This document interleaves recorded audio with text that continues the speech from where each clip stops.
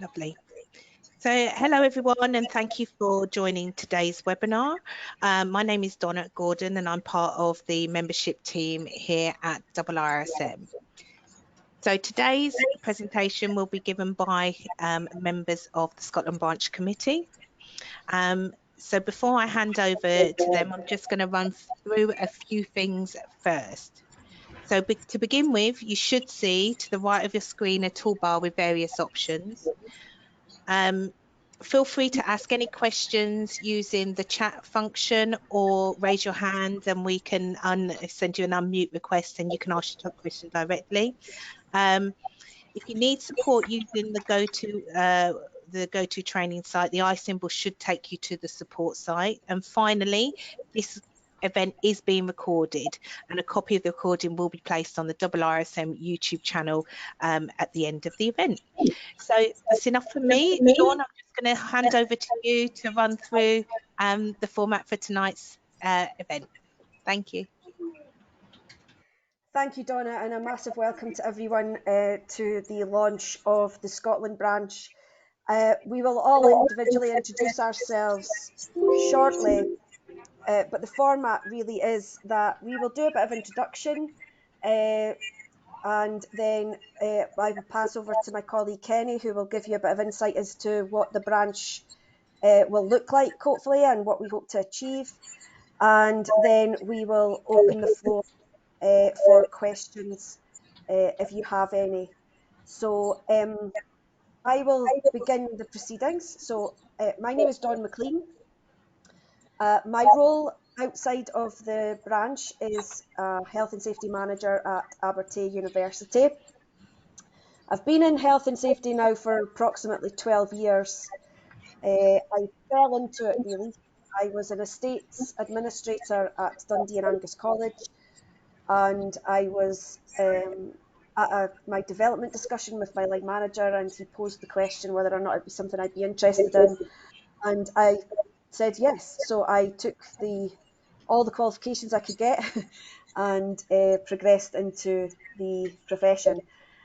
So I've been in education throughout doing my health and safety, and I only came across IIRSM a couple of years ago. It happened to be another event, and I was talking to someone about it, and they invited me to come and join and look at the website and see if I could volunteer in certain aspects. And lo and behold, just last year, we were all sent an opportunity to be part of the Scotland branch, and I said absolutely. And so to that end, I have also offered to be secretary of the Scotland branch, and I obviously look forward to meeting everyone and hoping that we can do you justice in the branch, and look forward to tonight's proceedings. So to that end, I'm going to hand you over to our interim chair, George McElraith, to introduce himself. Hi everyone, I hope you're all well. My name is George McElraith. I started life as a metallurgist, and obviously with redundancies and various things, I eventually moved to Scottish Power, and that was where I was first introduced to safety. Believe it or not, in those days, they didn't have a system for evaluation of fire appliances on power stations being built, and that was the task I was given, in a secondment. I'm currently the Vice Chair of the IIRSM Scotland branch. I hope that from tonight we can, do things and get things moving quite quickly, to the extent that my simple explanation of this is that I, over the years, have been in many professional bodies, and I find that some of them are so aloof, whereas if you contact IIRSM, there's a response within a matter of a couple of hours, and that to me is quite positive. I'm not going to say much more at the moment. Obviously, I hope to meet you all fairly soon, not just over a call like this, but in face-to-face. Thank you very much. Take care. Okay, Sean Harkness. hopefully people can hear me. I've just seen a little thing in the bottom there saying about people muting. I thought everybody was muted. So hopefully, I don't know, when you were speaking, Dawn, I had a lot of interference. I think a couple of people have got the interference as well. So hopefully you can hear me now. People's nodding sagely, so I'm taking it as read. My name's Sean Harkness, and I'm part and parcel of the committee. Really, it was Donna who invited me along, and I'm here out of general intrigue more than anything else. But also, if I can do my bit, I will. A little bit on the background. I'm based in Elgin, in Murrayshire, right up in the top of Scotland. And there's not an awful lot by way of committees with IOSH and IIRSM who are active any longer up this neck of the woods. So I was quite intrigued when I seen the invite. I'm self-employed. I'm actually a chartered management consultant, and I have specialisms in safety, health, transport, logistics, management. I'm also an auditor and a trainer as well, so quite a broad remit, and I service a few of the industries up here and the local businesses with all those disciplines. I am formerly a soldier. It was quite interesting to see George when he said he came across safety as a meteorologist. Well, I joined the army at 16. I was introduced to safety when I was handed a weapon and shown a safety catch. So throughout my years, I'm 52 years of age now. So from 16, I've been involved in some form of safety, health, risk, and management. I spent an entire career in the military. I reached the dizzy heights of the regimental sergeant major and came out as a commissioned officer, as a captain.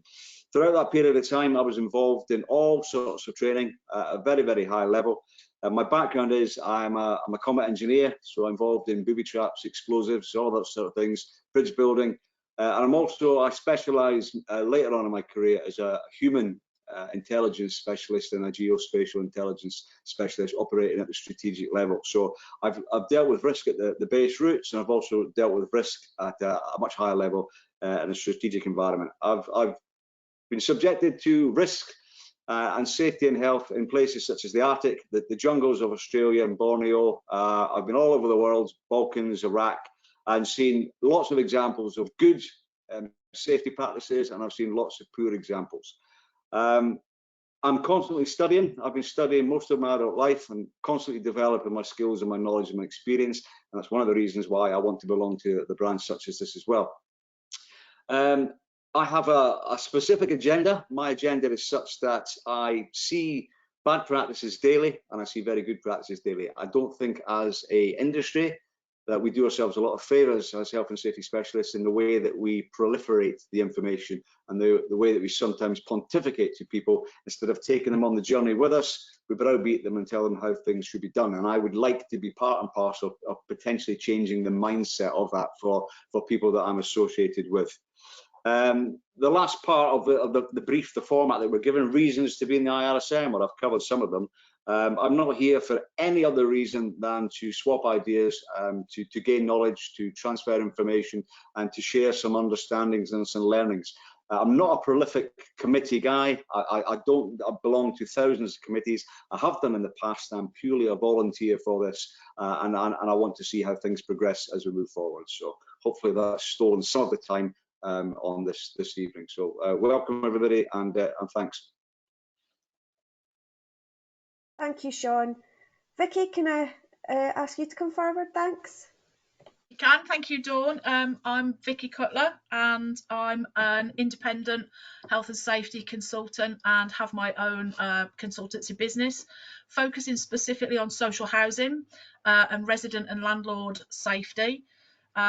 We carry out landlord safety audits, we're sharing best practice, doing benchmarking, and working with lots of clients up in Scotland at the moment.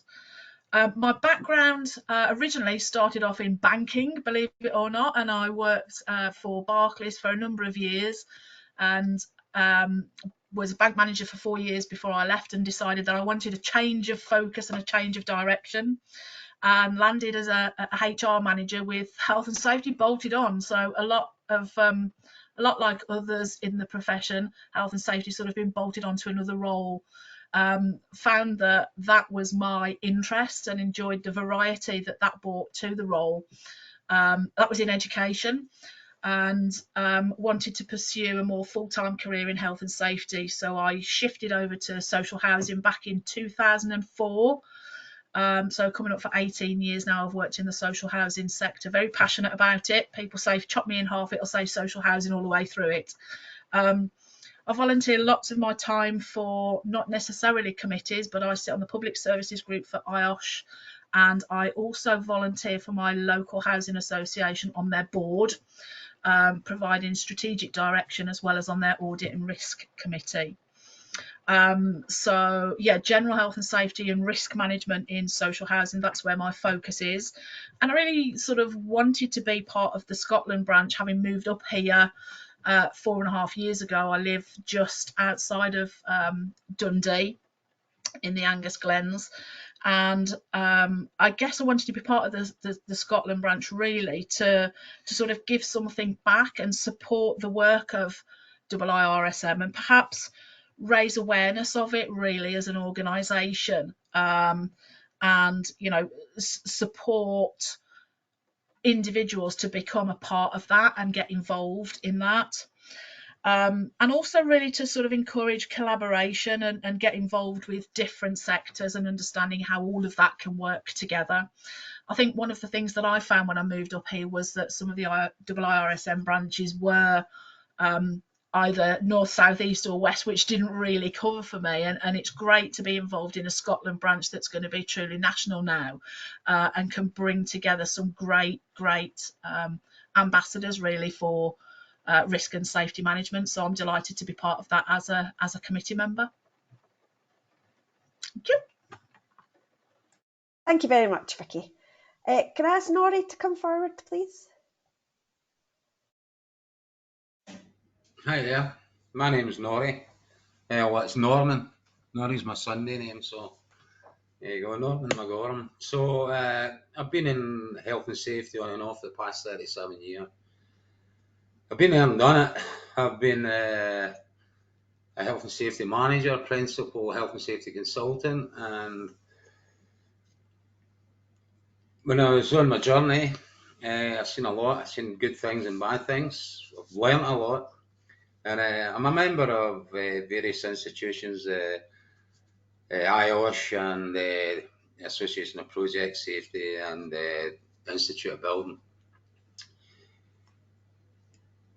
On my journey from Principal Health and Safety Consultant to where I'm at just now, I'm actually a trainer now. And the training company that I'm with predominantly deals with construction. So joining the committee, I'd like to pass my knowledge and my understanding and my experience over to the network and the Institute of the International Institute of Risk Management. That's one of the reasons why I was on, and help people with their CPD, being a mentor or a mentee to them or whatever, put them on the right road for qualifications if they want to get into the industry. And from the past 7 years now, I've been with Tala, and that's what I'm doing as far as I work with 16 right up to 70-year-olds. It's in the industry, and that's from through the modern apprenticeship and also other qualifications that they require for the construction industry: CITB, NPORS, PASMA, ladder training, do IOS courses as well online. So for me, what am I getting out of the International Institute and sitting on the committee? As I say, networking with like-minded professionals, helping them out. Unfortunately, under the circumstances just now with the COVID and that, I like to network and not just online, but meet the members face to face and even in a social environment as well. Also, we've got the magazine every month, the Central magazine, and you've got your CPD online, so it's very good for the members. It's reflective to what I'd be doing and encouraging other people to join the membership and be part of the International Institute of Risk Management. The Institute itself, I've been there now for about 5 years, and for the knowledge of my experience, I was, as I say, I was a principal health and safety consultant, but I wanted to get into training. And mostly what I've seen in the industry is what Sean was saying as well. You get good practices and bad practices, but it's all down to people's behaviour. It's all about risk management and try to get that across to people and get them to understand that's one of my goals in life, and making sure that they go out in the morning and come back home at night. That's what it's about. Going out there and coming back home. There's learning what they've got to do and making sure they're staying safe. So if I can pass that on and share my experiences with the members and being a committee member, and I see it's quite diverse, the people that's on the committee. So I'm going to be learning from the committee, and I hope I can pass some of my experience and what I'm trying to do is from a training environment. I'm also a internal verifier and assessor for SQA and Skills Develop Scotland. So that's about my remit, guys. There's no airs and graces. If you want me on the phone me. I'll go out my way to help you. And if there's anything I can do, if you're looking to update your skills and your knowledge, give us a call and I can put you in the right direction. I'm not touting for my company, but same. I can pass you on to other companies and people that does the training for you. And one of the biggest ones out there is the International Institute of Risk Management, especially with CPD and our online training and things like that. So that's all I can say, guys. So thanks for that. Anything to say? Thank you, Any Norrie. questions? No? Okay. Yep, thank you. I'll hand over to Kenny now, please. Hi there. Thanks for this. I'm Kenny Brown. I'm a fellow of the IIRSM, having joined back in 2008. I was a time-served toolmaker, and I then spent 31 years in public safety as an officer with Strathclyde Police, before then moving into health and safety, and became the health and safety manager at Glasgow Airport for a further 11 years. I officially retired in 2018, but transitioned to a 0 hours role as a contingency advisor for Glasgow Airport Limited. So I'm still part of the management team for occasional suitable projects, and this includes some emergency exercises. So after a brief spell of proper retirement during lockdown, I returned to full-time work to combine both my police and health and safety experience, and I'm currently a health and safety advisor to Police Scotland on an 18-month contract to cover for the COP26 conference. So I'm also a member of other associations and a committee member on another safety body in the west of Scotland. I'm based in Glasgow. I expect to return to the happy land of retirement towards the end of the year, and I'm happy to support the IIRSM to repay some of the support provided early in my career. So I'm happy to provide whatever assistance I can. Thanks. Thank you, Kenny. Before I hand back to Kenny, just to give a bit of insight, I just wanted to bring your attention to the fact that we have actually now launched a LinkedIn page for the Scotland branch, and we've also, you should have hopefully received an email just very recently asking if you would like to join our WhatsApp group. So please do look out for that and do engage. As you could tell, we are quite a varied group with varied experience and knowledge. And so if we can help at all, do come back to us. But I'm going to hand over back to Kenny to give you a bit of insight as to what the branch will hopefully entail. Thank you, Donna. So I don't know if how the rest of you came to know about tonight, but the IIRSM previously had various branches in Scotland which enjoyed some success, and in particular where some of them were linked to safety groups UK and EMEA. So the branches were of a size where local visits could take place with a networking opportunities possible. The pandemic put paid to many of the activities from 2019, and members were no doubt occupied in combating the virus, with changes in employment, changing emails, impacting communication. So Susan Furcu from Membership Services contacted some local branch members in November 2020 to refresh memberships and to try and host regional AGMs, but many of the contacts had since moved on and were not able to carry out this particular task. So the regeneration of the regional branches in Scotland was proving difficult. So Donna's colleague at Membership Services, Susan, in collaboration with those contacts who were available, emailed the rest of the membership in Scotland on the 23rd of September 21, inviting members to respond to a proposal to open a new IIRSM Scotland branch, bringing together the talent that we have within our membership and to work across Scotland where we could collectively support a branch structure where we might not be able to do regionally. So this invited applications for committee positions from members by the closing date of the 1st of October 2021. So the first meeting of the committee took place on the 23rd of November with formal adoptions of the IIRSM Constitution and Rules. Dawn has kindly taken over the role of Secretary and George McElwraith as interim Chair, and the committee membership is given in the profiles which we've given, and they'll be on the website as well. So this provides an opportunity of bringing together those individuals who are willing to support our members in Scotland, to support the IIRSM central team when they attend exhibitions in Scotland when they start, by attending the local venues and supporting them by speaking the work of the Institute.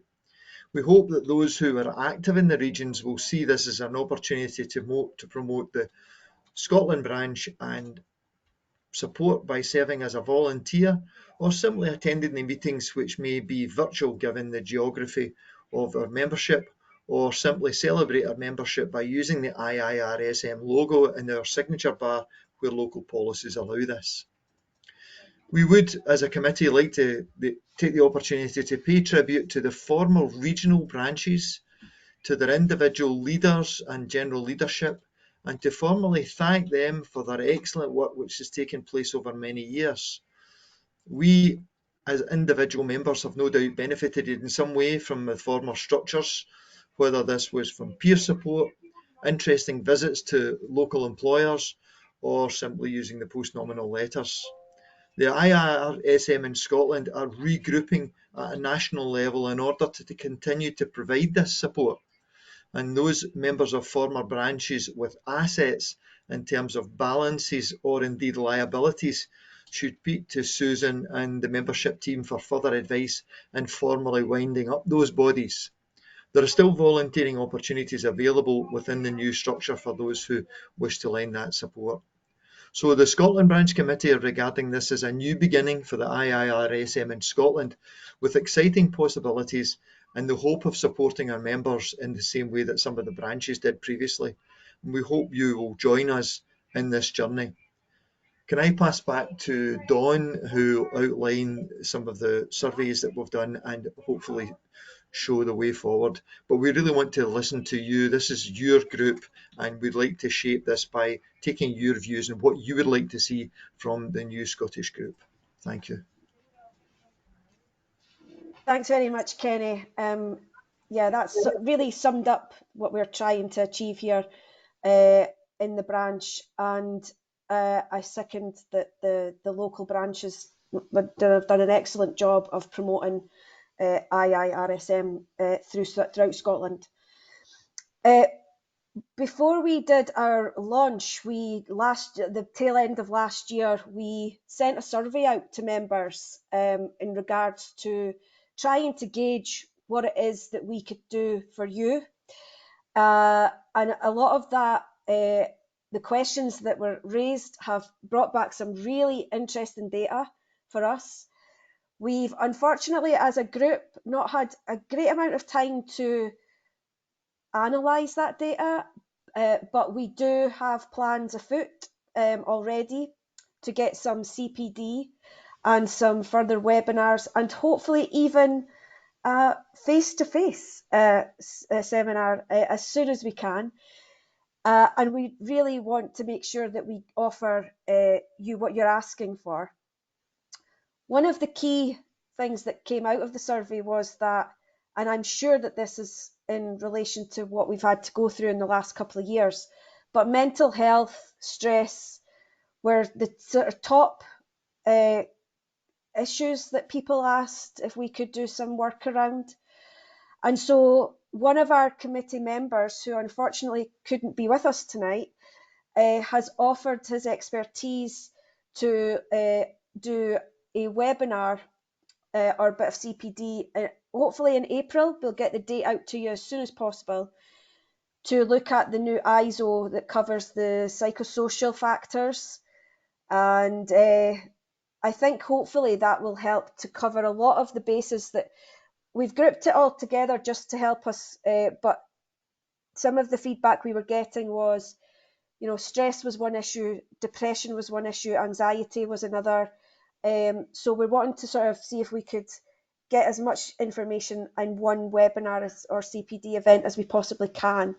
But if we feel like we've not managed to cover that, then we can certainly reach out again, because it's high on everyone's agenda, I would say, at the moment. Today, funnily enough, is Time to Talk Day, so it's quite relevant. Today in my organisation, we had we offered a talk to staff about bereavement, because it's something that a lot of people have dealt with probably a lot earlier than they had anticipated over the last couple of years. So these types of things are very much in the limelight at the moment, and so we as a branch want to make sure that we're listening to you and provide you with the information you need. So as I say, we will be looking to have something in the calendar for April, and we will get something out on social media to promote that, as well as sending you all email invite. And if you do happen to join our WhatsApp, you'll also get the information there. The survey also talked or asked the question of where we would hold meetings going forward, and we are all, as a committee, dotted all over this wonderful land of ours. So so are our members. So we will hopefully try where we can to get venues that can incorporate a lot of where we are. So we'll try and make them and change them up and not make it sort of one place, so that everyone can get an opportunity to meet face to face when we get that chance. So predominantly, obviously, the information that was coming back was very central, but we will try, obviously, to get as many members involved as we can. And like Sean says, he's way up north there, so we don't want to our northern members miss out on anything. So we'll change it up. Nothing like a nice train journey through Scotland when we get the chance. So yes, please be assured, and please be aware that we are taking what you've told us very seriously, because we're all very passionate about making this work.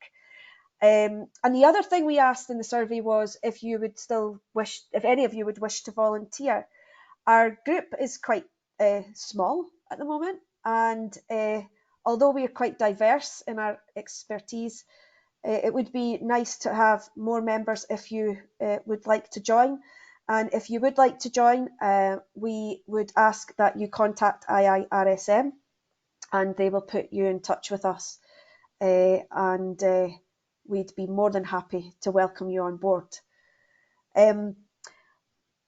Lastly, just to say, we are, as a group, we as a committee, are looking to meet very soon, as I say, to go through that survey detail in fine detail, and watch out for our LinkedIn, WhatsApp, social media information to let you know a bit furthermore and ahead. We're trying to plan ahead as well throughout the year, so that you can save the dates for future events. So that said, do any of the committee members want to address any other issues before we go to questions? No? I just wanted to add, Dawn, sorry, it's Donna from IIRSM. Hi, Donna. Everyone again. Hi. Just wanted to add, so where Dawn's explaining that we can do we can try and do face-to-face events in the different regions. What we actually can do is do a hybrid kind of event. So we will do it it will be face to face, but with an element of online. So we can still log in and register online and have the webinar experience, but also in the face-to-face setting. So that's something that we have done for other branches. So hopefully it will mean that we can be more inclusive in Scotland and everybody can attend every event. Thank you, Donna. Do we have any questions, Donna? Not yet. If anybody's got any questions for the committee, please either we can raise your hand, you can unmute yourself, you can type it into the chat function. I've got one question here from Susan Bruce. Is the WhatsApp group only for committee members?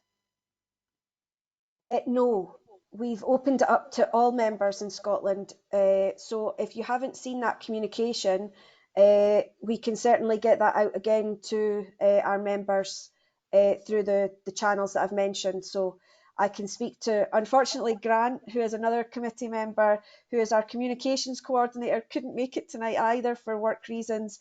But I can certainly have a conversation with Grant about getting that information out again to members if you have missed that. So no, the WhatsApp group is for all of us to just chat. I'm sure we're all very much in the same boat at the moment. I don't know about you, but I certainly know that from some of the committees and groups that I'm involved in, particularly in my sector, that we've needed one another so much more in the past couple of years than ever before, even if it's just to vent. So we just wanted to make ourselves available to all members so that we can, be available to everyone and make sure that we're there to support as well. And then that way all of our members can do the same.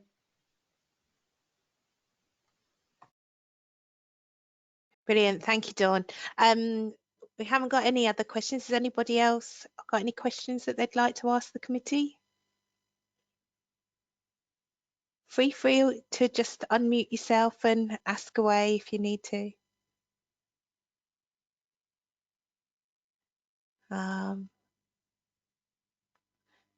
Doesn't look like we've got any questions at the moment, and they're coming through, Dawn, so Okay. I will leave it to you. Yeah, so if we don't have any further questions, Kenny, you mentioned a subject that was that had been cropped up recently in the media. That's something that's coming forward, and we thought maybe as a committee it might be something we investigate later down the line when it becomes more public. I think it's still in consultation, but would you like to come in on what you've been finding out recently?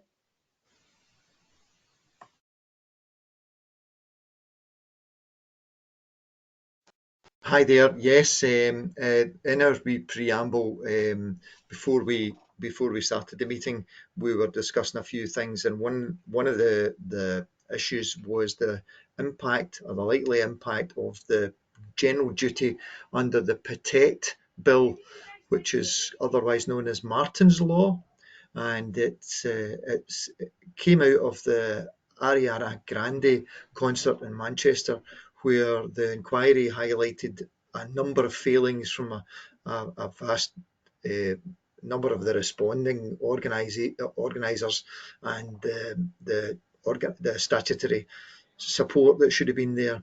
So following this, there's been a process called Martin's Law, which is they're hoping to bring into legislation. So there's a bill at the moment which is in its kind of draft stage and it's out for consultation, but it essentially puts organisations have an obligation to consider other risks from the general health and safety risks.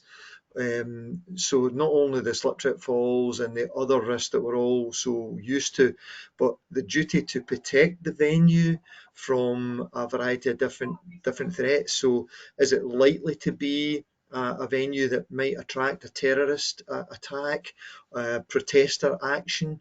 And the common theme seems to be a crowded place type of premises. So if you're going to have crowds in it and something goes wrong, what are your plans?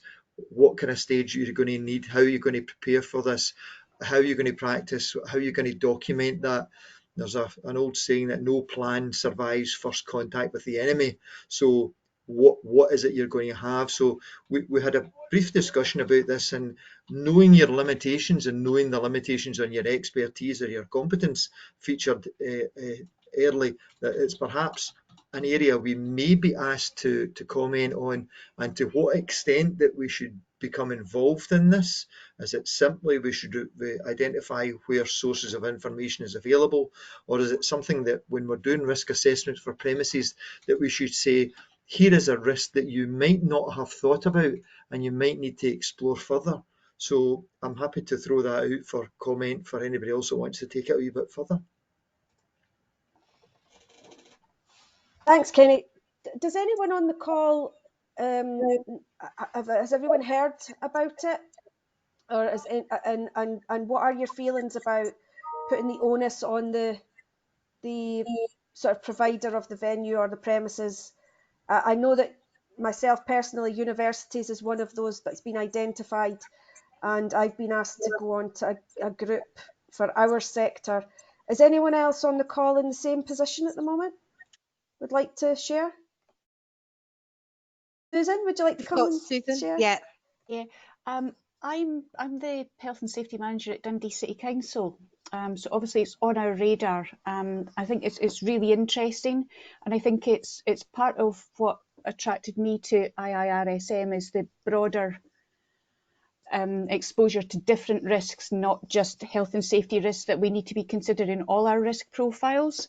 So it would be really interesting to have a conversation about that, and it may be an opportunity to involve our colleagues in the local resilience partnerships, because obviously we have a resilience team in the council too, but obviously there are local wider partnerships with health and with police and fire and the army and whatever. So I've been involved in quite a few sort of emergency planning events, and I think it's all of those work, and health and safety is key to it, but not in isolation. So it's really good to have those joint conversations with all the players. So I'd be really interested to hear collaboratively more about that, and I'm really happy to share a local authority perspective on it, but also previous experience that I've had. Thanks, Susan. That would be, well, we're not very far from one another, so perhaps we at Abertay, so perhaps we should meet. But I do know that our university secretary sits on the Tayside Local Resilience Group, so we do have some presence there. But yeah, perhaps our paths will cross. Yeah, well, you've got my son as a student at the moment as well, so.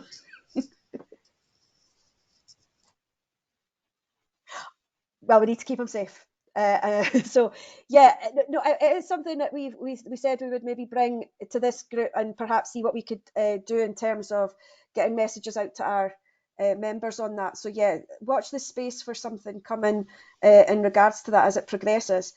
Sean, would you like to come in? I would. I mean, I've just pulled up. It was interesting. I'd never heard of Markin's Law previously, and I've just been sort of having a quick squint through it there. But the background and the sort of the sentiments behind it, which are very, very well meant. One of the things I think that greatly benefit is the COMA regulations. The COMA regulations kind of draw reference to it as far as local incident plans are concerned, but don't go into it in any detail. There should be an appendix, an annex within the COMA regulations where this is a serious, because I deal a lot with the petrochemical industry, but predominantly up here with the whiskey industry, where you've got a lot of COMA sites and such like. And from past experience working with the nuclear sites and the atomic weapons establishment and such like, it's big areas like these that have a genuine threat presence, so they have an incident plan associated with it. And but I don't think a lot of organisations do. There's a lot of people, there's a lot of ex-people who are involved on the peripheries of this side of things. I can see that I think the main thing is to fully understand your limitations when it comes to this particular arena. And as Kenny was alluding to earlier on our pre-chat, is that it's the identification of a reasonably foreseeable risk within the environment that you operate, and then getting the subject matter experts, who might not necessarily be us, to go in and write contingency plans and local incident plans specifically for that sort of thing. I can see it being a massive body of work. I think it's possibly tap into existing legislation to enhance that, to amplify that, rather than bringing in something different like this. Because some people will apply it, some people won't apply it. I think what we need to do is change the mindset, the culture of the whole of the United Kingdom society to increase their risk awareness. And I know specifically, even just last week on a site in Glasgow, ironically at Pitt Street, Kenny, in Glasgow itself, there's a big, massive construction project going on there where I'm doing some consultancy. And as I took a couple of the black hats round, it was evident that it was not something on their radar. And I even said, postmen pulling up in vans just outside gates, putting stuff under the fence or opening the fence and just sticking it in. There's a security issue from the CDM side of things, but equally as well, counter-terrorism wasn't main on their agenda. And I think, as you stipulated about the airport, Kenny, about they're in between. I think this country probably needs to wake up, because there is a huge opportunity for not even a very calculated terrorist to make a huge impact. And that's not scaremongering, that's just the harsh reality of what's going on at the moment. So in principle, I agree wholeheartedly with it, but I do think it needs to be thought out about where it's applicable, where it pertains, and at what level do you stop, but it has to be a reasonably foreseeable threat, and threat analysis has to be done. Thanks, Sean. Does anyone else have any comment or observation or questions?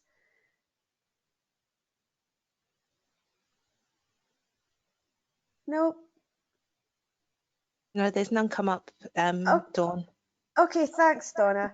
Well, I guess we'll just take this opportunity then to, again, thank you all for coming along tonight. Really appreciate you taking time to allow us to introduce ourselves as the branch. Now you know who we are, and you can put faces to names. So without any further ado, Donna, if you have anything you want to come back in with? No, I just want to say thank you to the committee for their dedication and hard work, and also want to just thank everybody who's attended and the members that are on this call. So thank you all so much. Thank you. So hopefully we will see you all again soon. Please look out for our communications in regards to our future events, and we hope that we meet your expectation. So thanks very much, everyone. It was lovely to meet you all. Brilliant. Thank you all.